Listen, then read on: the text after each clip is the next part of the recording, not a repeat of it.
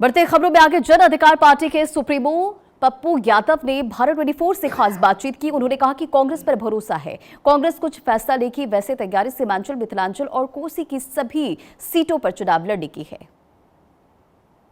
इंडी गठबंधन हो या एनडीए गठबंधन, दोनों ही गठबंधनों में सीट शेयरिंग का पेच फंसा हुआ है।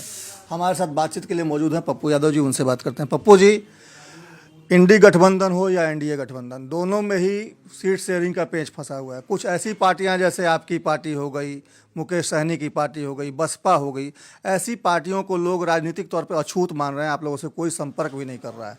क्या वजह है?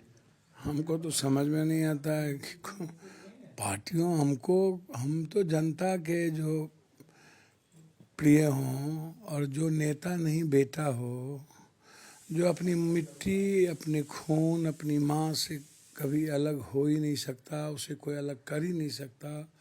पूर्णिया में हम 9,000 से चुनाव तब हारे थे जब लिफाफा छाप को 68,000 वोट मेरे डेमी कैंडिडेट को आ गया था। मेरी माँ 23,000 या 32,000 से चुनाव हारी थी। मेरी माँ को 1,85,000 सिर्फ कांग्रेस समर्थित उम्मीदवार थी, निर्दलीय लड़े थे, तब हम बीजेपी से हारे थे और हम उस वक्त माँ के लिए नहीं थे। तो जिसको लड़ना हो लड़ लें, पूर्णिया में आकर के देश के प्रधानमंत्री आ जाए, जिनको सीएम साहब लोग, जिनको लड़ना हो लड़ लें पूर्णिया आकर के। पूर्णिया की जनता को बेटा चाहिए, पूर्णिया की जनता को हवा नहीं चाहिए। पूर्णिया की जनता को सीमांचल कोसी की लोग ये समझ लिए अब कि हमें मेरा बेटा चाहिए, नहीं तो हम ऐसे ही पलायन होते रहेंगे, हमारी मिट्टी खत्म हो जाएगी, हम गरीबी के दलदल में फंसे रहेंगे, हमें रोजगार नहीं मिलेगा, हमारे यहाँ फैक्ट्री नहीं होगी।